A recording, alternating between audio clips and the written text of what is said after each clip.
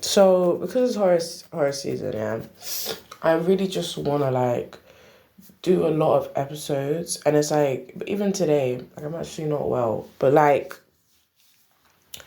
I want to do as many episodes as I can because I feel like obviously Halloween also is a busy season. Like it's the kind of thing where I'm probably doing these episodes while I have the time because it's like when Halloween it like obviously gets to like like the end of October, yeah, and then it just gets busy, and then you don't have time to do this stuff. Do you know what I mean?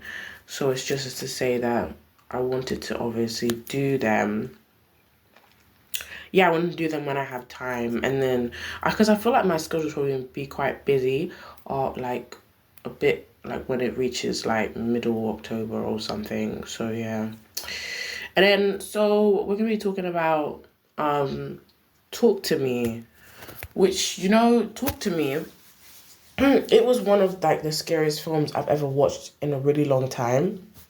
Like it's like I feel like to myself, I try to shy away from horror movies. I think I've mentioned this before, but I try to shy away from horror films because obviously I get so scared. I get so scared of them. I think, oh yeah, I mentioned that in my Uzumaki episode, which is meant to come out October the 27th. But yeah, so I mean, like I mentioned in that, I said I shy away from horror movies, yeah, but sometimes they engross you and they capture you in a way that you can't turn away. Because I think I remember watching Scary Stories to Tell in the Dark, yeah, and I think I watched that with my cousin, yeah, and she's obviously somebody who's very much into horror and like witchy poo stuff. Shout out to you, love you. But yeah, so she does all that stuff. She's into all that stuff, and so I usually watch horror movies with her. But then I feel like to myself because I don't remember that film all that well. It's obviously, it's obviously like it's meaning enough that obviously I was scared of it, and I probably spent most of it not watching it because it's like if I did mainly watch it, then I would have remembered, and I would have remembered most of what happened in the in the film, and I'm telling you, I don't. I remember obviously that blob thing. I remember that blob from with the long black hair, yeah. But I generally don't remember a lot that happened in that film.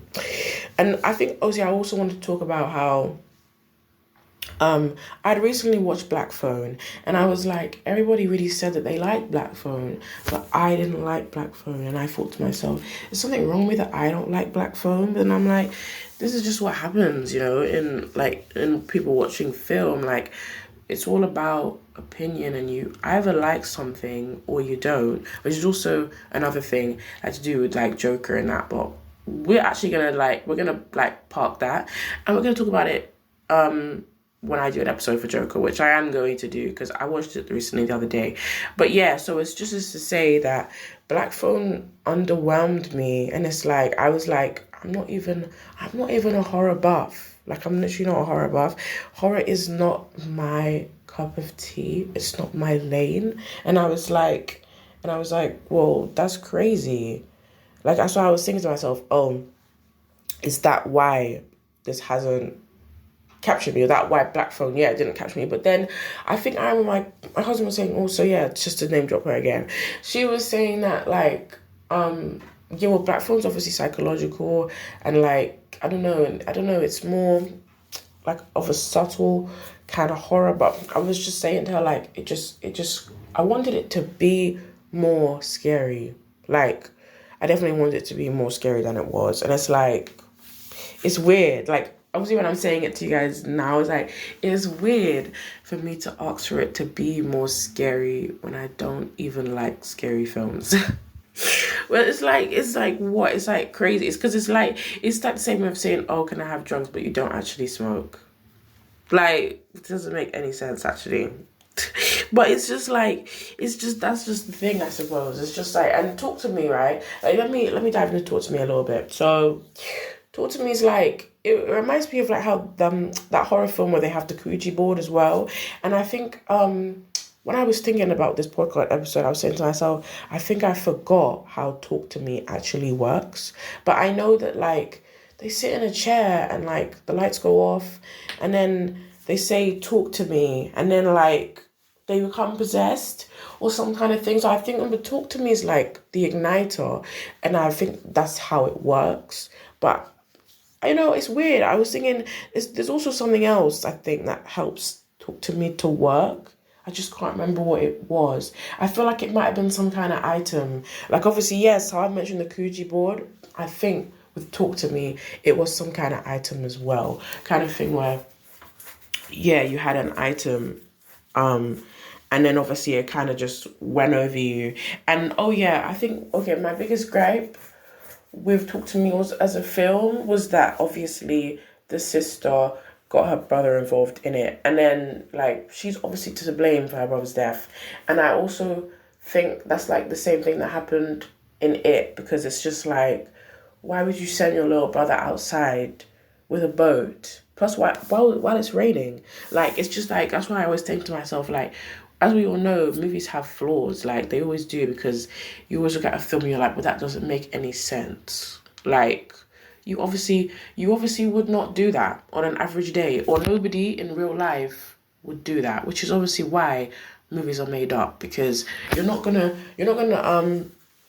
let your brother or younger sibling be involved in something that could potentially danger their life. Plus, yeah, well then I guess with Georgie, yeah, you're not gonna say to them, right, while you're sick, for one thing. So it's not even like you can go out with them, right? So you're not gonna say, oh, yeah, you can go out. And I guess Georgie's brother probably thought it was fine to send him out there because he wasn't that far from home, but it still doesn't matter. It's like, obviously, when you have a younger sibling, you're supposed to be like super protective of them, and it's like, you practically follow them. Or when they're really, really young, you do everything with them, literally everything. And then when they get a bit older, you can let them spread their wings. So yeah, and it's even the same thing in Talk to Me, because obviously the sister lets her brother join in the Talk to Me game. And it's like, why would you do that? Like, obviously, the brother was watching it at the time, but it's just like, why would she rope him into it? And then, obviously, he is the person that faces most of the brunt of the whole Talk to Me thing. Like, the Talk to Me thing practically collapses itself onto him, and it's like, if you didn't involve him in this game, it would have cast itself onto you, and that would have probably been way better, because obviously you're older and it's all that kind of stuff. It's like, sure, we don't want it to class either of you, but if it's you, then it's fine. But this guy, this your sibling, like, they are a child. Like, it's crazy. But yeah, either watch Talk to Me or don't. But like, that's my aim. Sometimes I always think, like, when I do these podcasts, like these episodes, I just think to myself, maybe me yapping about this said film or show will convince somebody to watch it. Even somebody maybe who is a bit similar to me, who's not really a horror film watcher, but then they hear me and they're like, wow, like she doesn't really like horror films, but she like Talk to Me. And it's like, yeah, but then again, lots of people like Talk to Me. That's the thing. Like it's like a thing where it's like, when a film is popular, it's popular. Like, that's the thing. And it's like, of course everyone's gonna like it, or like, as in, it's, of course you're going to like it, in a type of thing. But I guess when a film is not so popular, then it makes sense that like some people don't like it. Like, I was gonna think of an example, actually. I was gonna say example, like, as in a film that is popular that people don't really like. I would have said Joker, actually. I would have said Joker too, to be honest. But I was like, no, like, I don't know, actually. Maybe a little bit, actually. Because, obviously, yeah, Joker 2 is a difficult one. Obviously, I said I don't want to really talk too much about that, but it's a difficult one in the sense that, like, it's a mixed bag. Like, at first before I even saw Joker, yeah, because obviously I went to go and see it, like, I think, just this weekend gone, sorry. I went to see it on the 5th. Yeah, the 5th of October. So, it's because before I went to see it, it was a fact where I was seeing mainly bad reviews. And then more so now, like, I'm still seeing bad ones. Like after watching it, I'm still seeing bad ones, but I'm also seeing good ones as well. Like you, like it's very rare. Like that's also what's interesting because it's like I suppose sometimes you do get that in most films where like it's a rare bag and a mixed bag where people either say that they hate it or there's some people that do like it because people are saying, oh, the musical wasn't all that bad to me, and people are like they're seeing it all in different perspectives and different lights. How Joker 2 was more like a middle finger to the government. That's what they're saying. I mean, I don't know that, but like that's what they're saying, and that's what they're trying to say. Like, if that's what they're trying to highlight, then people are gonna be like, okay, this is a great film because people obviously really like revolution films. I know sometimes people don't because obviously they're like, you shouldn't rise up against the government. It's bad. But then it's like, sometimes you have to. Like this, even me saying this right now, that's actually a very controversial take. So it's like, Substack, don't report me. I'm actually like, I'm not a bad person. Like, I'm not encouraging anybody to do anything, but I'm just saying, in the general films, that's what they're saying about Joker. So really, yeah, I would say Joker is an example you can use to say of films that sometimes people would say is that it's popular. Because I would say, yes, Joker's popular right now because everyone's talking about it. So it's kind of thing. But I'm saying it's popular and like not a lot of people are liking it that much.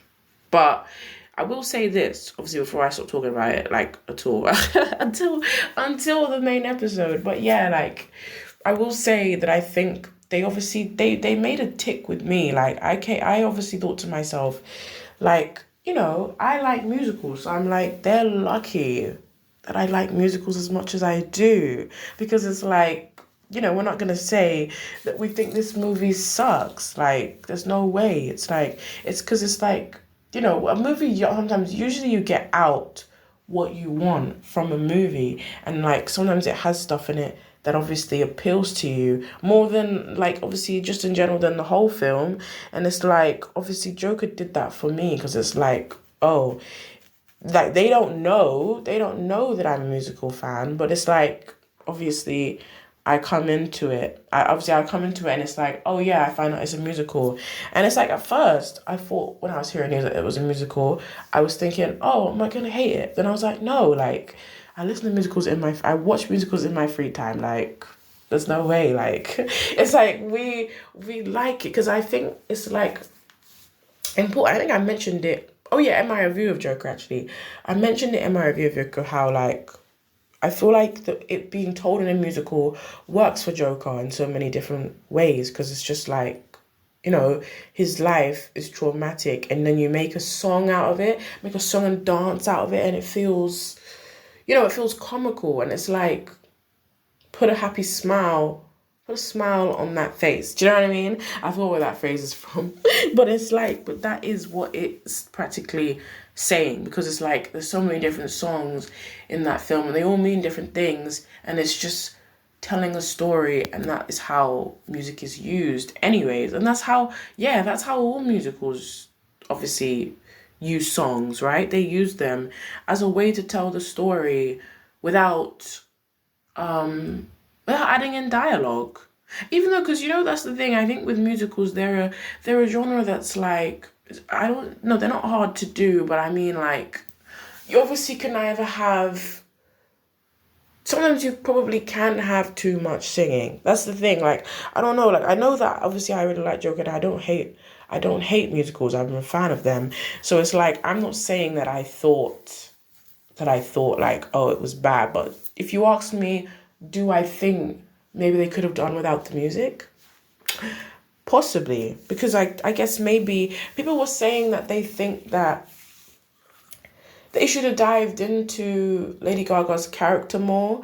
And then in the back of my head, I even thought, oh, they should do a Harley Quinn musical, because how great would that be? Because it just felt like, yeah, although, because it's like when you have a singer in a film, it kind of makes her the forefront anyway. We're like, who's Joker? Why is he actually here? Like, do you hear how good Lady Gaga sings? And it's like, every time she sings, you're just captured by her voice. Like, I think maybe them casting Lady Gaga was like, it's a 10-10 for the film, because if you have Lady Gaga in a film, like, you're already winning. Like, I don't really think if Lady Gaga's in a film, I don't think the film's going to be bad. She has a great voice, as we know, and she's very popular.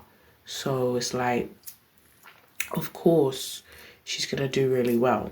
But let's shift our focus back and talk to me, and then I'm going to wrap this up. But yeah, I just think that we need more films like Talk to Me, actually. Like, ones that generally scare you, stay with you. Like, that's why I decided to talk about this film in particular anyway, because Talk to Me is a film that stayed with me. Like, it's like, obviously a film that maybe I can even recite. Like, as in, when you can recite a film almost from start to finish, it's a good film. You can tell somebody all the events that happened into it. And it's like, you watched it a long time ago, but it's just the fact that it makes a lasting impression on you. And then also, I think, I didn't know many actors in that film either. Except apart from, obviously, the actress from Everything Now. R.I.P. Everything Now. Moment of silence. But yeah, like, so I only knew her, but that's really, I wouldn't even say that was my appeal to it. I think my appeal was the fact, yes, that, like, I think it's like with films, they create juncture and, like, they create noise, and then you see people talk about it, and I think I was seeing it on YouTube, and, like, usually sometimes YouTube videos do inspire me to watch films sometimes, because, like, if I hear people say that, like, oh my gosh, like, Talk to Me is so horrific, you're like, wow, clickbait.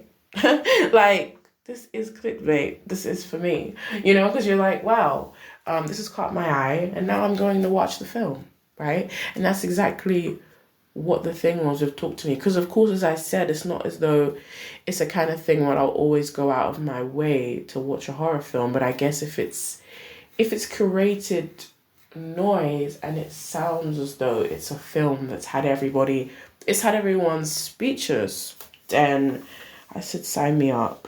Because there's also actually another one. So yeah, I'm going to end this in a minute. So there's also another one, actually. There's The Fall. And I think The Fall was popular, like, I don't know, I feel like it was a year ago. It was a year or 2 years ago. I remember when it was really popular, and I even when it was popular, I didn't watch it. Like, when it was at its peak, I didn't watch. Peak's actually quite an ironic word to use in this. But like, yeah, don't watch that. But like, it's an ironic word to use because obviously it's on a mountain. But yeah, anyway, so obviously Fall is one of the films I want to watch this month as well, because I think I made a Halloween letterbox list, but I mean, I already had one on there, but I just had to tweak it because obviously I was like, these are the films I want to watch this month, even though I don't think we will get around to watching them. But I do feel like, even though it's like from the shift from October to obviously December, it comes at you very fast, and it's like, you're watching Halloween films in October, and then all of a sudden it's the end of November, and then you have to wrap the Halloween films up and kind of put them on the back of the shelf and start watching Christmas films. So in a way, I think to myself, oh yeah, I have time. I can watch as many Halloween films as I like. But that's actually not the case, because as we all know, Christmas is a season that like comes at you very, very, very fast. Like, it's quick. It's very quick and it's very swift. Like, when Halloween's done, it's done. And then you see people take down the decorations and they start putting the Christmas ones up, and the Christmas cards are already obviously that's the thing. Like, Card Factory, they put Christmas cards in there from like, I don't know when. Like, I mean, it must be this month or maybe even last month, but they just put them in from very early. And that's just to say, like, that's really crazy. And then I guess even music channels do that as well. Music channels will start playing Christmas music very early offset as well. And they'll start doing that countdown thing. And it's crazy. It's crazy. That's why I'm at myself. I say to myself, oh, I have time to watch these Halloween films. But that's not the case. But that's okay also, though, because obviously it's just a list you can use as a reference. And you will obviously watch them next year, if not this year. So it's probably, I should even say to myself, set a goal and be like, oh, we'll watch at least 3. But we can't watch as many as we would like to.